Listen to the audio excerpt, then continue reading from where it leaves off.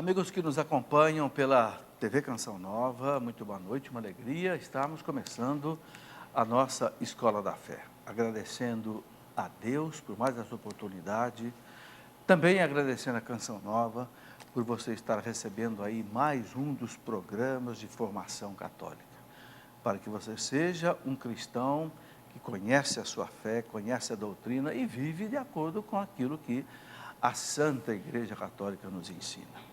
Vamos começar rezando, pedindo ao Divino Espírito Santo que nos ilumine nesta noite. A mim que estou aqui com nossos convidados de hoje, você que está em casa, para que os olhos da nossa alma estejam abertos para compreender as coisas de Deus. Em nome do Pai, do Filho e do Espírito Santo. Amém. Vinde, Espírito Santo, enchei os corações dos vossos fiéis, acendei neles o fogo do vosso amor.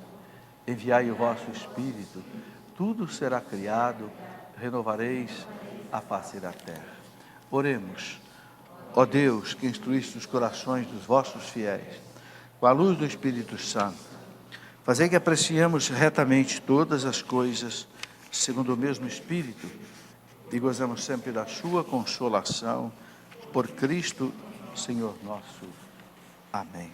Te damos graças, Senhor, por esta noite, e invocamos, Senhor, o Teu Santo Espírito, para que nos assista, para que nos ilumine nesta noite, para que toda esta programação, Senhor, seja conforme a vossa santa vontade, para a vossa maior glória, para a edificação da Santa Igreja e para a salvação das almas. Ave Maria, cheia de graça, o Senhor é convosco. Bendita sois vós entre as mulheres, e bendito é o fruto do vosso ventre, Jesus. Santa Maria, Mãe de Deus, rogai por nós, pecadores, agora e na hora de nossa morte. Amém. Glória ao Pai, ao Filho e ao Espírito Santo. Glorioso São José, rogai por nós, em nome do Pai, e do Filho e do Espírito Santo. Amém. Quero saudar e cumprimentar nossos amigos que estão aqui presentes no nosso estúdio.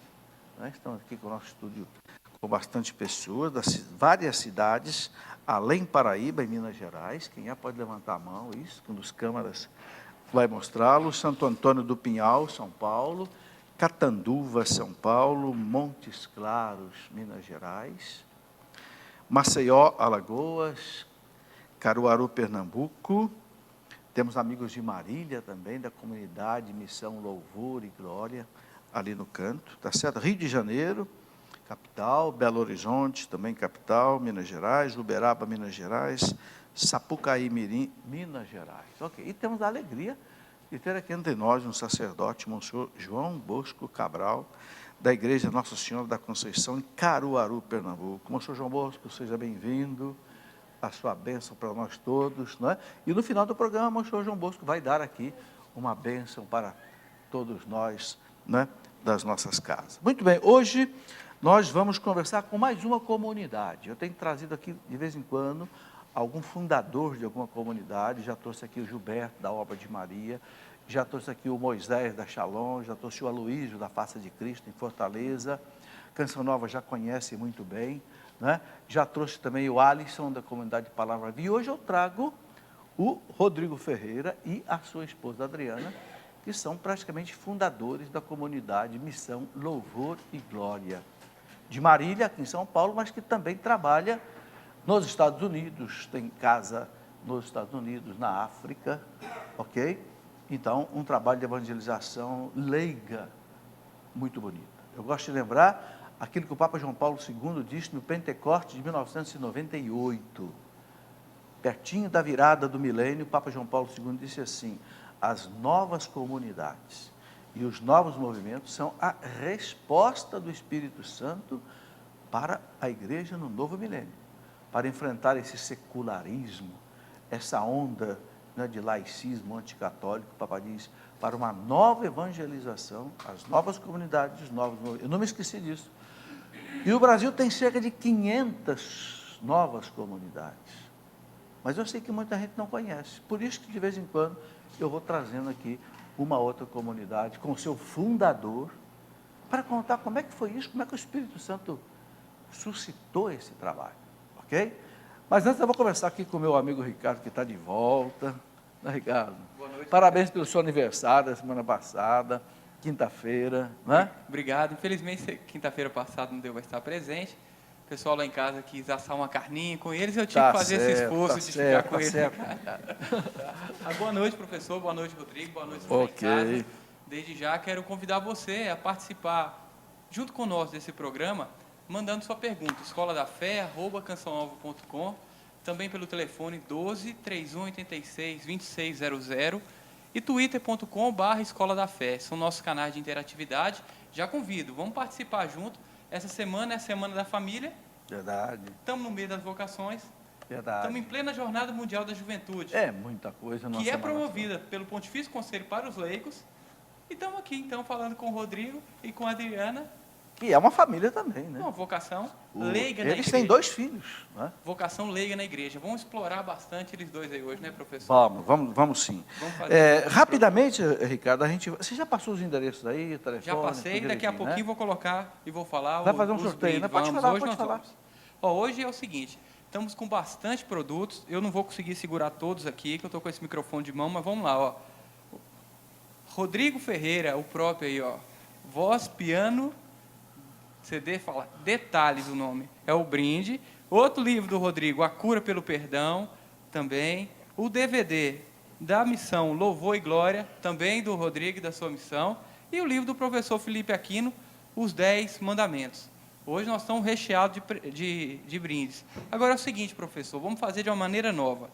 O primeiro que ligar e se associar pelo débito automático, vai ganhar esses brindes hoje. Tá certo. 12 31 86 2600. Ligue e adquira, então, hoje, de maneira gratuita, esses brindes. Beleza? Ok. Nós vamos começar usando esse primeiro bloco para aquelas notícias que a gente comenta de vez em quando, só o primeiro bloco, e depois eu quero já partir para a conversa aqui com o Rodrigo. Rodrigo, boa noite, seja bem-vindo. Boa noite, professor Felipe. Que alegria poder estar aqui, alegria bom, mesmo. Alegria eu nossa. sempre assisto esse programa e é uma benção poder estar aqui hoje participando. Que bom. Adriana, boa noite. Adriana, esposa do Rodrigo. Boa noite, professor. Obrigada pelo carinho. Amém. É uma alegria muito grande mesmo estar aqui. Amém. Eu quero dizer que nós já nos conhecemos há muito tempo, graças a Deus. Inclusive, a missão Louvor e Glória tem aqui um folder muito bonito deles. Pedi para um dos câmeras. Qual de vocês que pode mostrar aqui? Você? Então está aqui, olha, um folder da missão Louvor e Glória. É uma comunidade que tem sede em Marília, aprovada pelo bispo Dom Osvaldo, não é?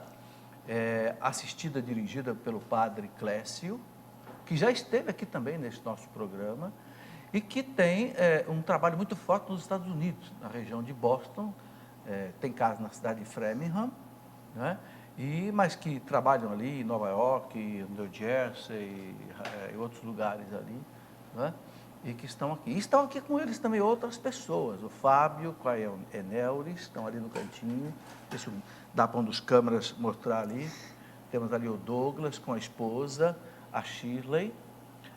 São 2 casais que o Fábio com a Eneuris moram nos Estados Unidos, estão aqui só por um período. O Douglas com a Shirley viveram muitos anos. Quantos anos nos Estados Unidos? Viveram 11 anos. 11 anos, agora voltaram para o Brasil. Então, Marcelo também. Marcelo é casado? Não. Não, Marcelo é solteiro. Marcelo é solteiro, que também é da comunidade e mora em Marília, ok? E a gente vai vendo, Rodrigo, que cada comunidade é diferente da outra, né? É verdade, professor. Interessante, né, Adriana? É. Bom, mas deixa eu rapidamente aqui conversar um pouco sobre algumas notícias, só para a gente não escapar muito da linha do programa. A primeira notícia não é muito agradável. Clérigos espanhóis se opõem à visita do Papa Bento XVI à Espanha. É uma coisa impressionante, né? 120 padres assinaram uma petição rejeitando a visita do Papa, que começa hoje, né? Nós já vimos aí na televisão, por causa do custo que eles veem como uma fusão inadequada de igreja e Estado. Madrid está se preparando para a chegada, talvez, de 1,5 milhão de jovens, né? O Parque Retiro foi enfeitado com 200 cabines portáteis para confissão, mas, infelizmente, ali nós estamos vendo, aí já vimos hoje na televisão, algumas oposições à visita do Papa. Ora, que as pessoas que não são católicas, sei lá, que têm essa ojeriza à igreja, façam restrições, vamos deixar para lá, mas padres. E vem dizer que o governo está gastando muito. Ora, quem é que está pagando a visita do Papa à Espanha? São as paróquias. As paróquias. E agora eu queria perguntar o seguinte: quanto que os hotéis estão faturando em cima disso? Quanto que os restaurantes estão faturando em cima disso?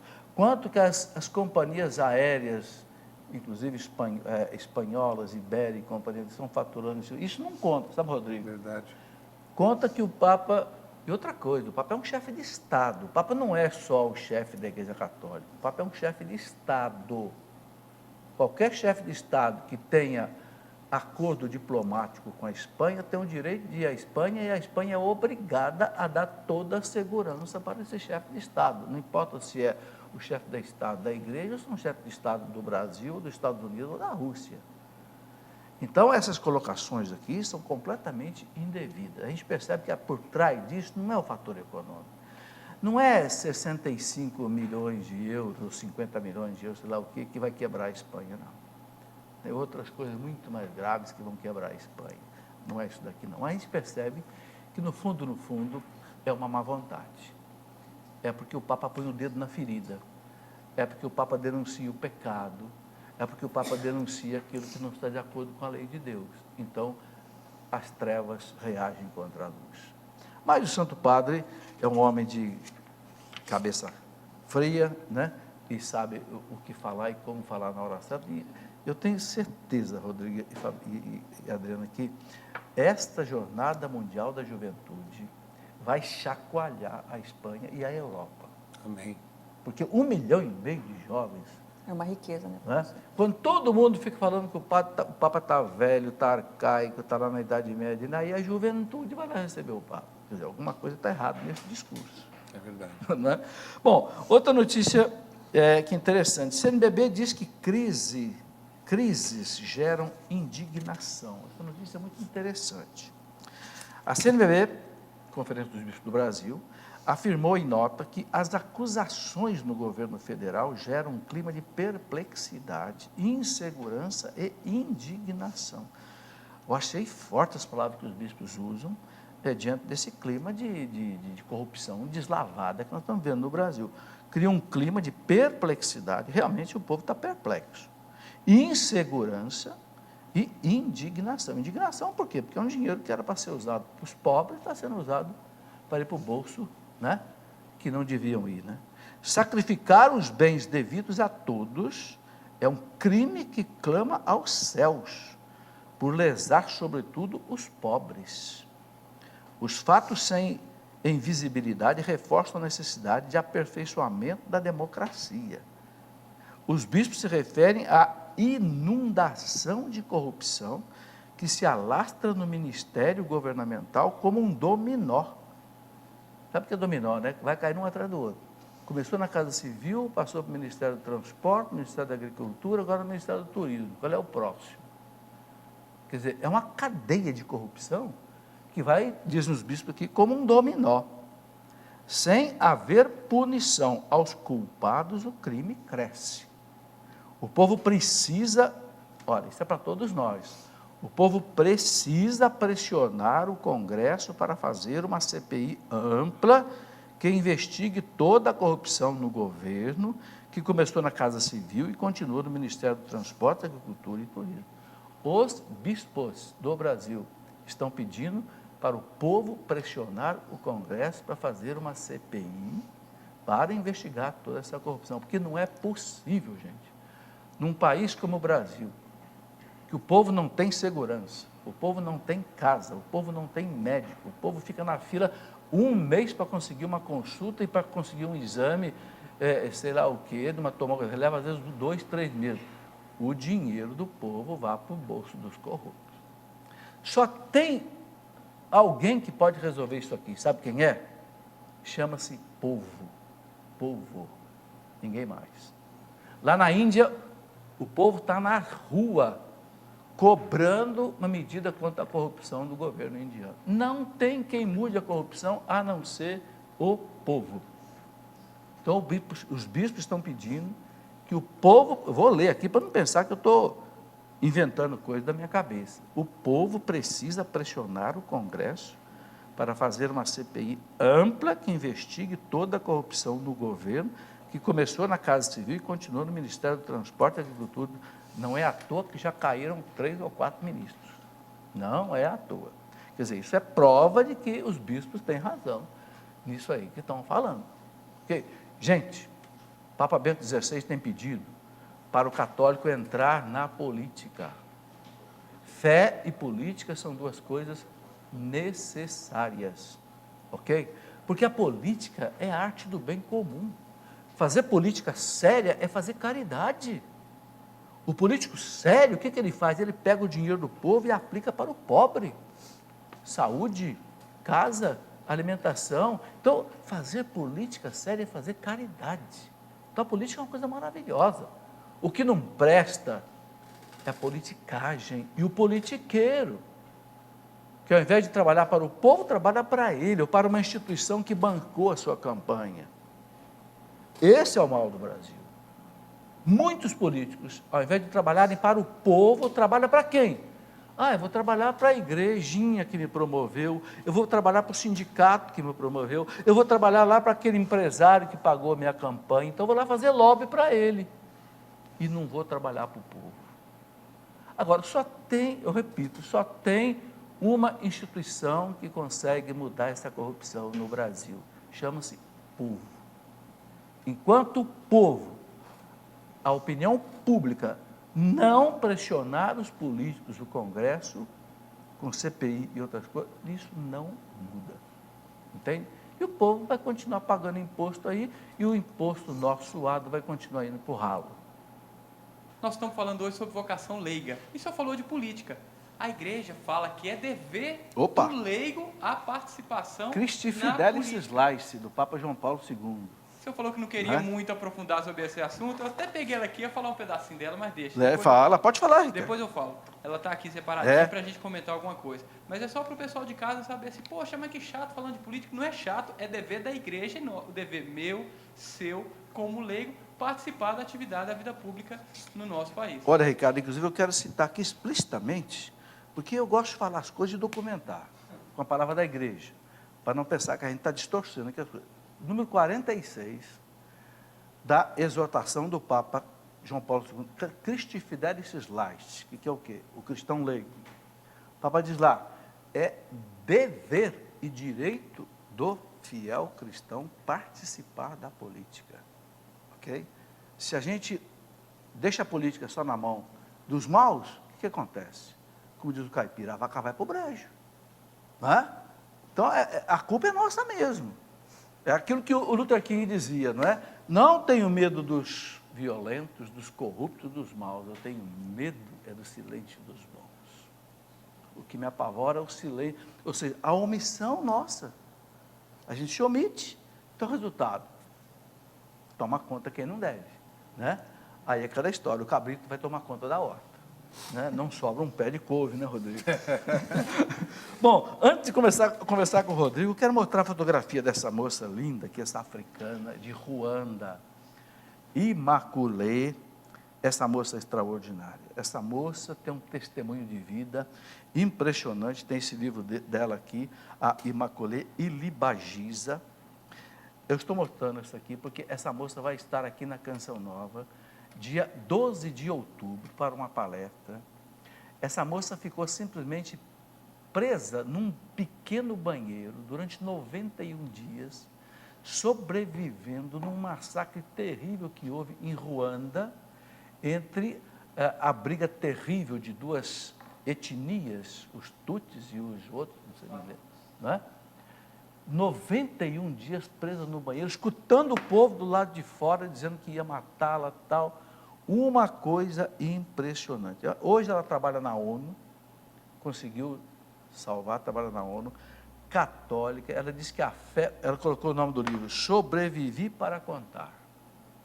Quem já leu esse livro sabe, uma coisa impressionante. Então, um grupo brasileiro de senhoras né? Aqui, ó, está trazendo a Imaculée no Brasil. Apenas 3 dias ela vai estar aqui. É dias 10, 11 e 12. Vai estar dia 10 no Rio, dia 11 em São Paulo, dia 12 em Aparecida do Norte, na Festa Nacional da Aparecida, e depois vem para Canção Nova à tarde fazer uma pregação, na quinta-feira, ok? É uma das coisas mais impressionantes que eu já li na minha vida, o testemunho dessa moça. Impressionante. Então, depois vocês vão ter mais detalhes, a Canção vai divulgar melhor isso. Estou fazendo aqui apenas uma primeira apresentação. Mas, Rodrigo, vamos lá, Rodrigo. Rodrigo, começa a contar para a gente como é que tudo começou. Né? É sempre muito Como bom. é que o Rodrigo virou um cristão, como é que começou a comunidade, e a Adriana vai completando aqui. A gente, sempre quando relembra do início da comunidade, para a gente faz um bem enorme, Sem dúvida, né? A sem gente dúvida. relembrar dos primórdios, né? Do início de tudo. Sem Mas dúvida. eu sou muito grato à igreja, professor, porque para mim, ter sido evangelizado me tornou um cidadão, um homem de bem. E eu sempre digo que para mim hoje a evangelização é fundamental na vida do homem. Tão importante como ser alfabetizado é ser evangelizado. Sem dúvida. Um homem que não conhece o Evangelho, que não conhece a vida de Jesus, ele não pode ver uma vida plena. Não existe essa vida. E era assim que eu era, né? Uma vida sem ser plena, sem ser cheia. E você vai vendo muito sem referência, né? Eu tenho a minha história, talvez parecida com a história de muitas famílias no Brasil, né? Sim, sim. Os pais não davam a referência, né? Católica, praticante, embora meus pais são fantásticos, maravilhosos, né?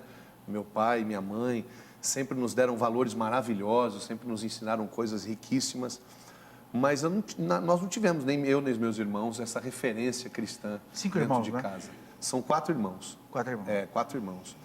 Para mim, professor, ficou muito vago essa evangelização dentro de casa, né? Sim. Embora eu sempre digo para os meus pais que ninguém dá aquilo que não tem, né? É claro. Então, se eles não os culpam receberam, por né? isso, né? Exatamente. Mas tudo começou pela grande experiência que minha mãe teve de Deus, né? Com a Igreja Católica. Eu já tinha 15 anos de idade.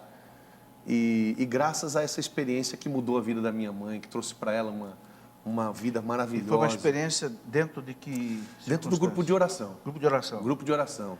A minha mãe vivia uma doença que hoje, né, a psiquiatria chama de transtorno obsessivo compulsivo, e ela vivia muito deprimida, né? Muito triste, uma vida vazia. E por mais que ao redor as coisas estivessem boas, ou mesmo que tivessem conquistas, nada disso tinha sentido. A falta de sentido na vida das famílias hoje é uma coisa terrível. Triste. Né? E graças a Deus, minha mãe começou a frequentar o grupo de oração da Sagrada Família em Marília, não é? Marília. Na época, na paróquia do Padre Próspero, que já faleceu. E foi uma experiência marcante, né? Eu sempre digo que, nas minhas pregações, que tem coisas que acontecem na vida da gente que a gente não pode imaginar, que é plano de Deus para que a grande graça chegue na nossa vida. Nós já estávamos passando por um momento difícil em casa, e deu uma chuva na nossa casa, e nós tivemos que deixar a nossa casa por causa do que a chuva fez. Estragou tudo. Estragou nossa casa. E a gente teve que se mudar para a casa da minha avó.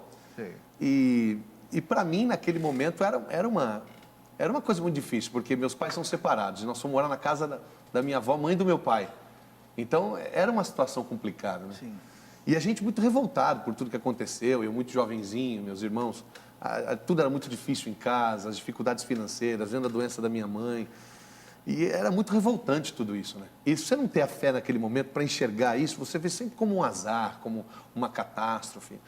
E nós fomos, por causa disso, morar na casa da minha avó. E do lado da casa da minha avó, tinha lá a Dona Francisca, que é o grupo de oração. E tinha as pessoas ali perto da minha avó que convidaram a minha mãe para ir para esse grupo de oração da Sagrada Família. Que beleza. E ali foi... E foi a graça. Então foi bendito o dia que minha casa caiu. Foi um dia bendito, porque foi ali naquele momento difícil que a gente teve que sair da nossa casa e ir para a casa da minha avó, que o Senhor alcançou o coração da minha mãe. E a cura, a graça que minha mãe recebeu, foi tão forte que chamou a atenção da família toda. Imagina, meus irmãos, eu mesmo, as sobrinhas da minha mãe. Notaram a mudança radical dela. Notaram a mudança radical, porque não era só o problema da doença, os problemas de valores mesmo, né? Que minha mãe começou a adquirir, os valores da fé, os valores cristãos, da oração, do amor, né? Eu sempre digo assim que talvez uma mãe Ela não faz ideia o que a palavra eu te amo pode fazer na vida de um filho. Porque até essa data, até 15 anos de idade, eu não sabia o que era ouvir isso. Eu sentia o amor da minha mãe, via nos seus cuidados, nos seus esforços, mas a gente não tinha diálogo, não tinha amor, né? Esses dias eu estava lendo algo do Papa João Paulo II, que ele dizia assim, que o novo nome da caridade se chama diálogo.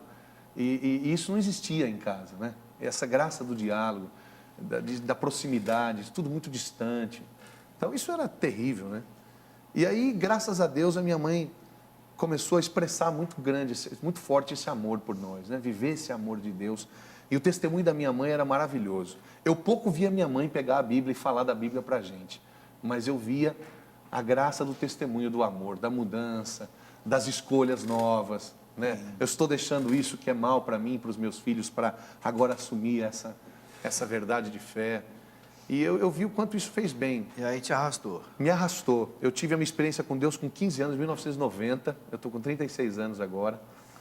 E essa experiência mudou não só a minha vida, mas como me deu a graça de eu... No grupo de oração também. No grupo de oração também. No mesmo grupo de oração da Sagrada Família. Como é importante o grupo de oração, Adriano? Professor, muito importante, porque Cuja- ali a gente consegue encontrar os valores, né? Quanta A gente está alegria. sendo transformada, convertida no grupo de oração. E o que muita gente pensa, ao contrário do que muita gente pensa, a pessoa pensa, eu vou lá no grupo de oração para Jesus ajeitar a minha vida e eu vou lá fazer uma experiência pessoal para mim. Pelo contrário, eu saí da experiência de Pentecostes, do Espírito Santo, com um desejo ardente, incontrolável de evangelizar o mundo. Foi assim que eu saí da minha experiência de Deus. Aliás, todos os fundadores de comunidade que passam por aqui dizem isso. Quando eu me converti, eu tive uma vontade imensa de evangelizar. O Moisés diz, o Gilberto diz, o Alisson diz, e é por isso que vocês fundam uma comunidade, Pois é, né? é verdade, é verdade. E esse desejo, a graça que chegou na minha casa, a paz que chegou à minha casa, agora tinha tudo tinha sentido. E todos os bens que chegou à minha casa tinham um nome, é Jesus de Nazaré. E dali começou então a vontade do anúncio. Eu sempre me comparo, professor, com aquele jovem de Lucas capítulo 7, a partir do versículo 11, o filho da viúva de Naim, que Jesus pegou ele e falou, você não vai morrer, você tem que levantar, agora é cedo para você morrer. Jovem, Levanta, levanta-te. moço, levanta-te. E o jovem levantou e se pôs a falar. É assim que diz a Bíblia, né? E para mim foi assim. Eu me levantei, Começou a Jesus falar. me entregou para minha mãe e eu comecei a falar e não parei mais.